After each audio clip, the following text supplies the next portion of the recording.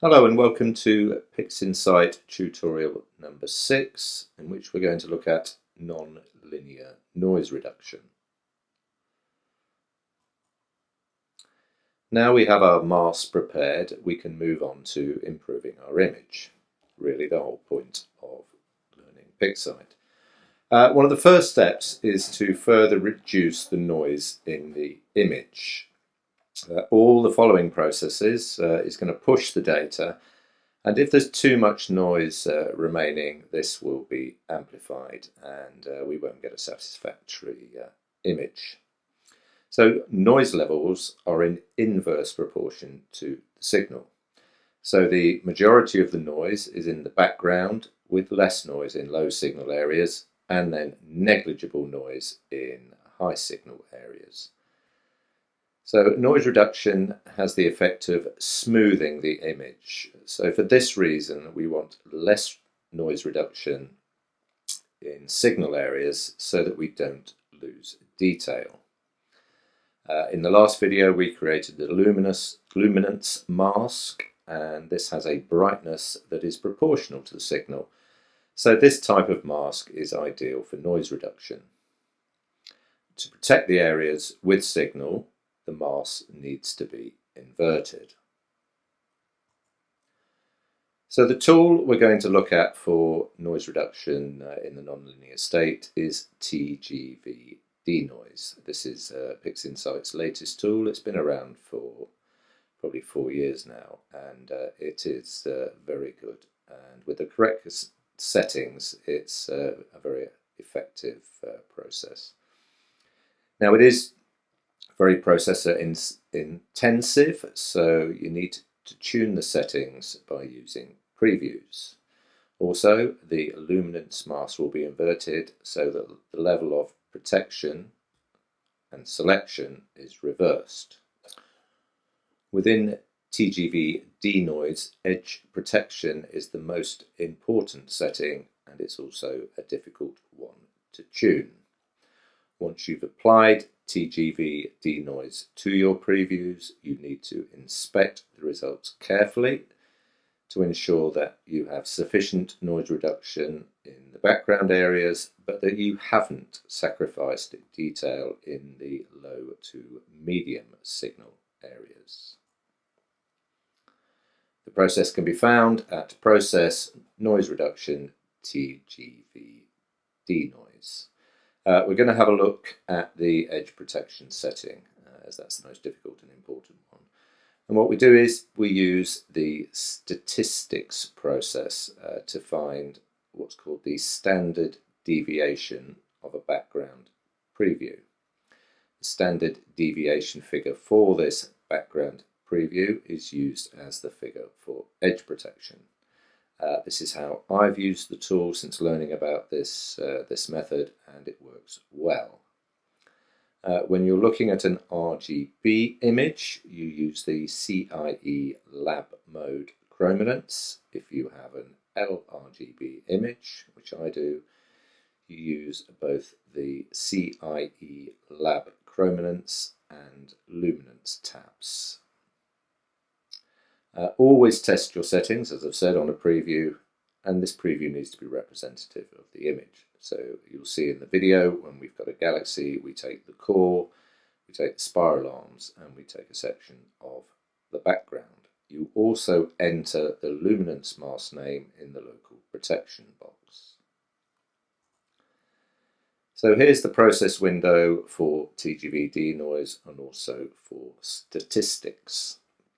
So you can see we have the CIE lab mode little button selected. We've selected chrominance, apply. The strength is at 5.5. RGB images can take quite a lot of noise reduction.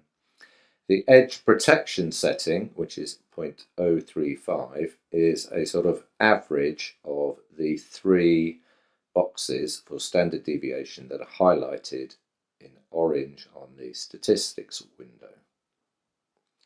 Smoothness at 2 is fine, and I normally go for something around 300 iterations.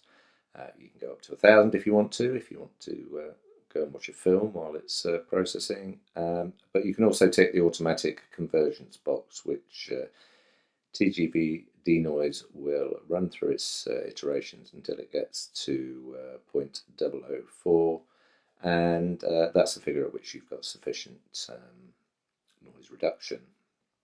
So as you can see within the local support, we don't need to tick preview. We've put our support image in, which is our mask.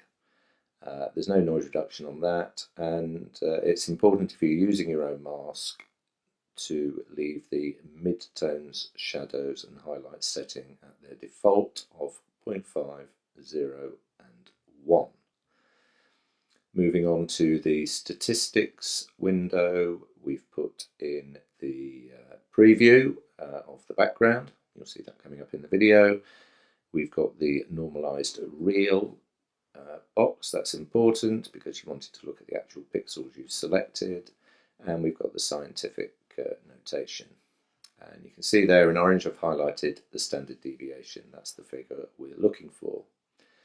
The box below is the statistics options. You can get to that by clicking on the wrench icon in the top right corner of the statistics box. And here you need to have the standard deviation box ticked.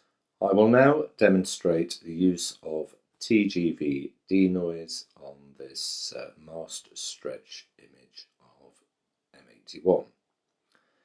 You can see if you zoom in on the image, there's quite an amount of high frequency chrominance noise. There's obviously less in the high signal areas and then more in the background. So we're going to try and get rid of this because once we start doing things to the image, all we're going to end up with is amplifying that.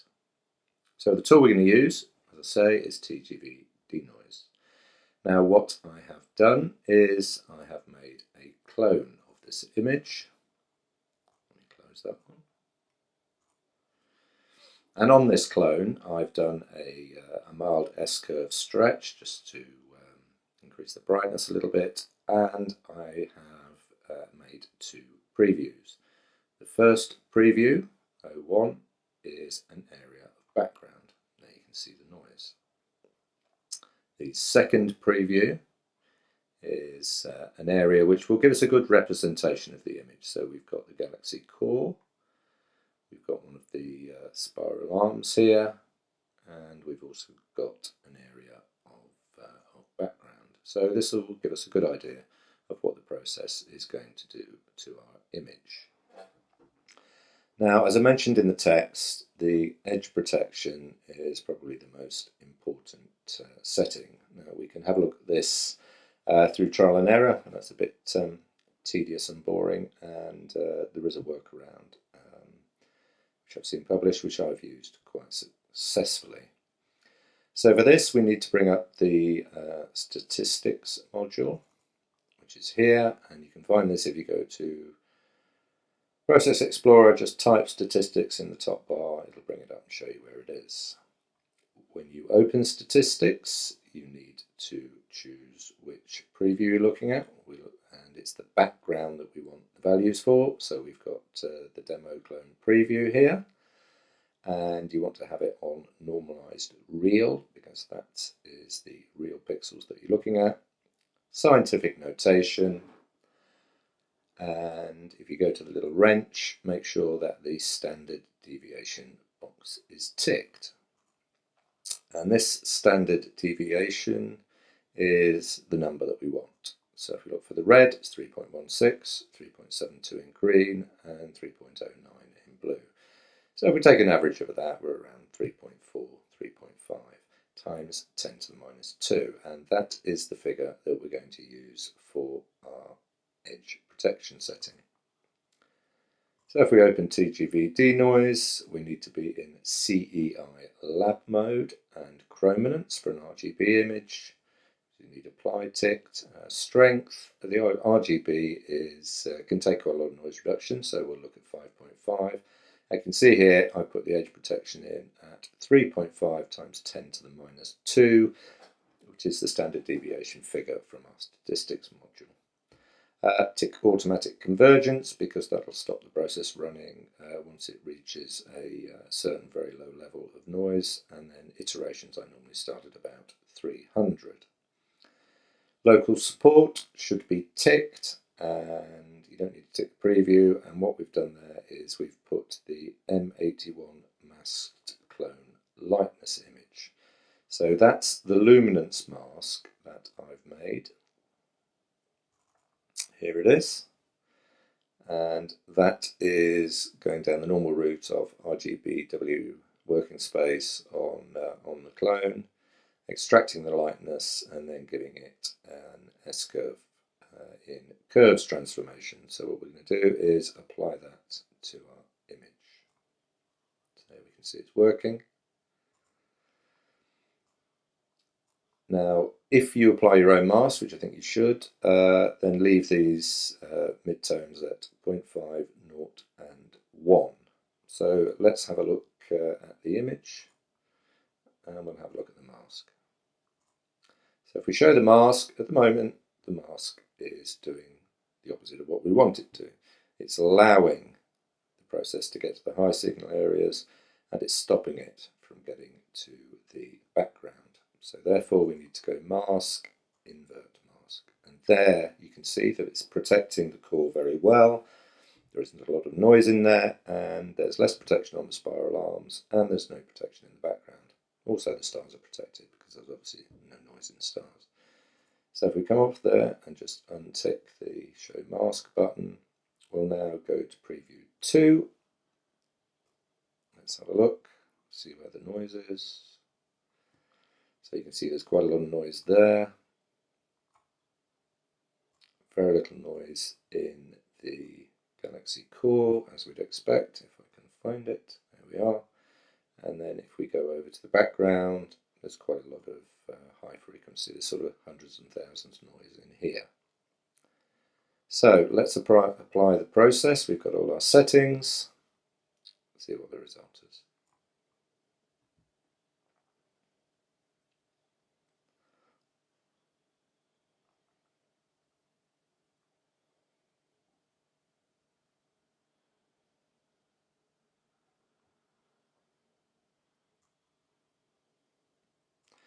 If you look at the process console here, you can see it's doing the LAB, so it's doing the 3 CEI components separately.